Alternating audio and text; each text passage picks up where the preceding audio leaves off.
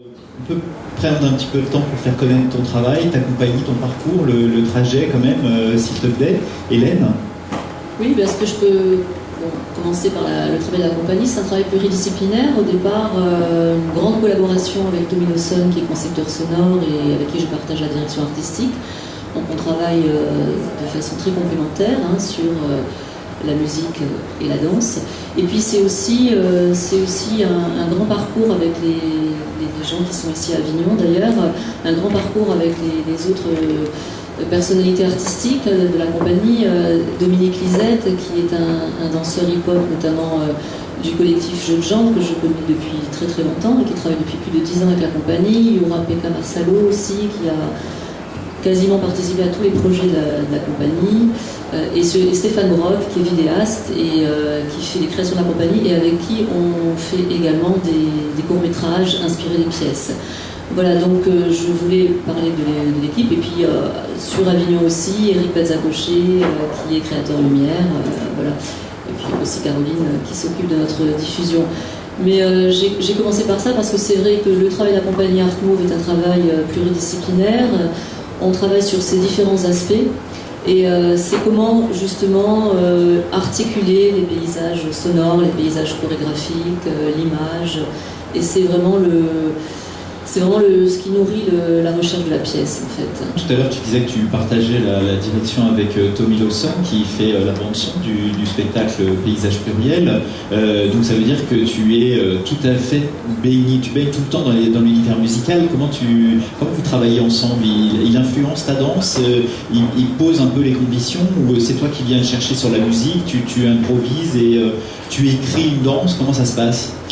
Alors, ni l'un ni l'autre, je dirais qu'on va à la rencontre l'un de l'autre, personne n'impose quoi que ce soit.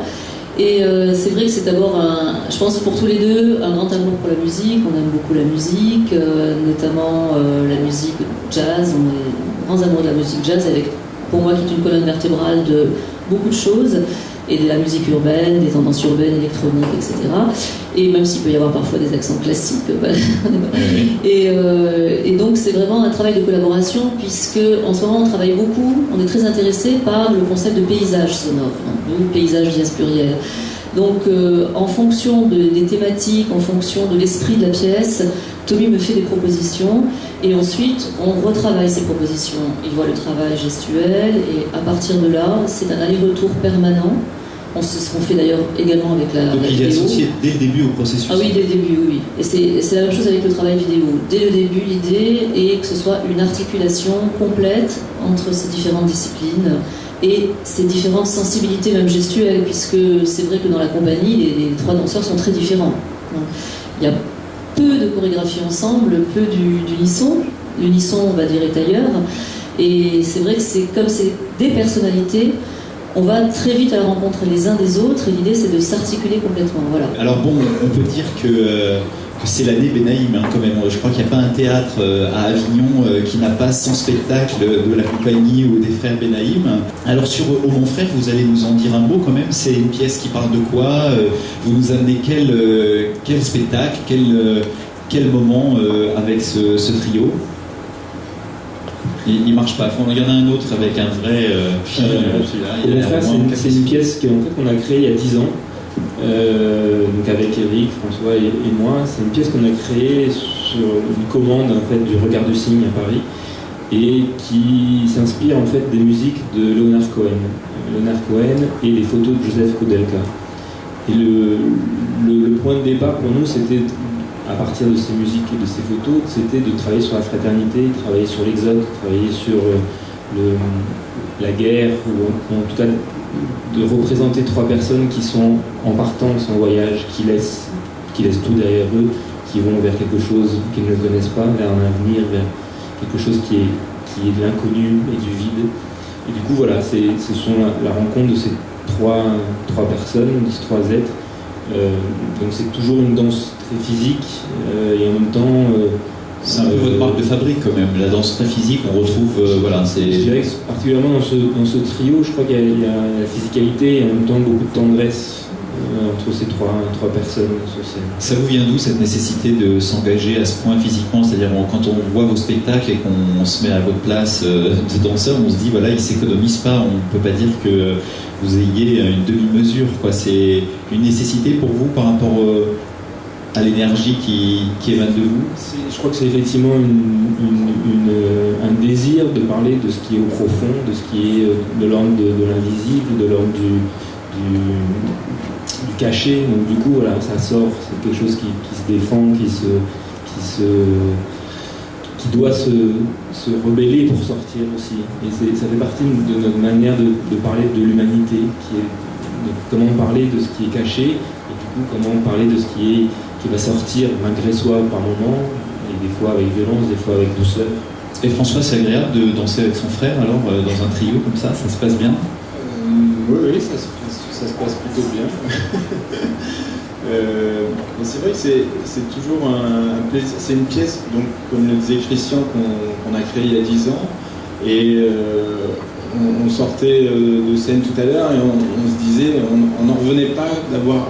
Ça faisait autant de temps qu'on l'a traversée et on s'étonnait de la jouer encore. Et c'est vrai qu'il y a quelque chose qui s'est inscrit un peu en nous, ce qui fait qu'elle nous demande peut-être moins d'efforts, moins d'engagement justement, moins d'énergie. Et donc il y a peut-être aussi quelque chose qui la traverse, qui nous traverse un peu aussi malgré nous, comme quelque chose, comme un souvenir que l'on ressasse ou que l'on caresse comme ça. Et du coup, oui, il y a quelque chose de vraiment agréable. En plus, le lieu dans lequel nous la présentons est un lieu singulier à Avignon, la Condition des Soirs. C'est la salle ronde. C'est la salle ronde. C'est vrai que ces 2 propositions sont donc les musiques de Leonard Cohen, qui sont très chargées, très, très puissantes, donc quelque chose d'assez... enfin, il faut vraiment un voyage, on rentre avec cette voix grave qui nous enveloppe. Et le solo est sur un montage de musique classique qui dure 12 minutes. Et en fait, il y a une vingtaine de morceaux de classiques qui sont reconstruits en un seul et même morceau. Et du coup, voilà, c'était aussi ce contrepoint qui nous intéressait, de voir comment des musiques se répondent et comment une gestuelle se répond de manière complètement différente. Et donc vous êtes content de l'avoir extrait du trio, du triptyque, quoi. Ça fonctionne bien, ce solo tout seul. Ça marche. Ouais, ça marche très bien. En fait, ces 3 pièces-là, de Valse en 3 temps, ont été conçues pour être présentées de manière séparée, de manière indépendante, et aussi ensemble dans son intégrateur. D'accord. Donc déjà, dès le début du projet Valse, vous prévoyez de montrer... Il y avait le projet, en fait, de montrer un solo, ça dure un duo, trio, c'est ça, en première partie de théâtre, de cinéma, en extérieur aussi, en plein air.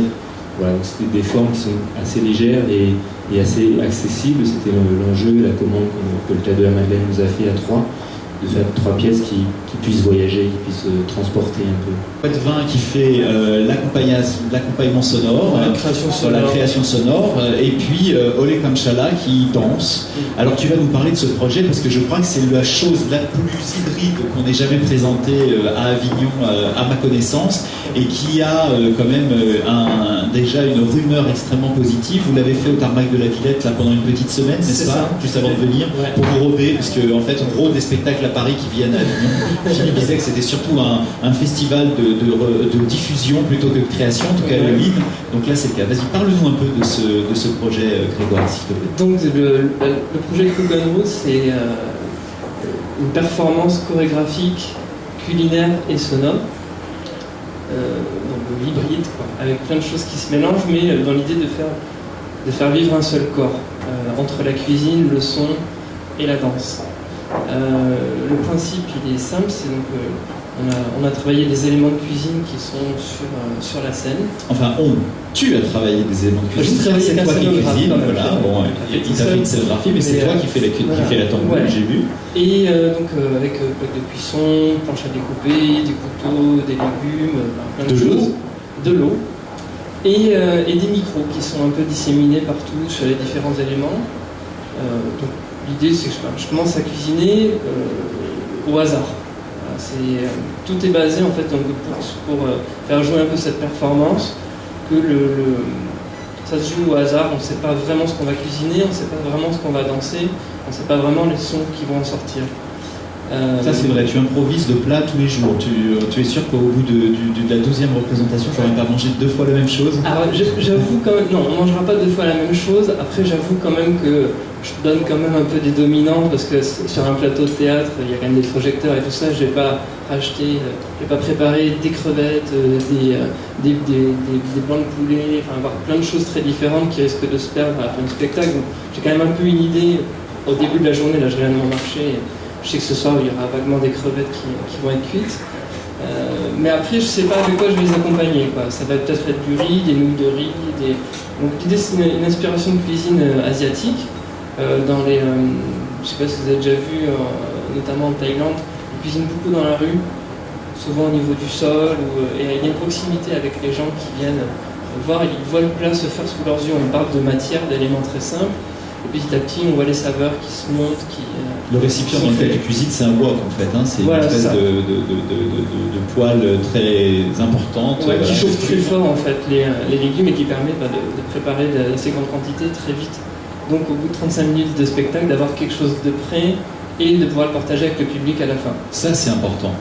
Je crois que c'est peut-être le conducteur de ce spectacle, c'est surtout qu'on goûte. Donc dites-le autour de vous, si vous voulez finir la soirée en mangeant aux hivernales, c'est le moment ou jamais, parce qu'on a rarement l'occasion de faire de brunch, ou de soirée, ou de dîner dans ce théâtre, donc là c'est le moment ou jamais.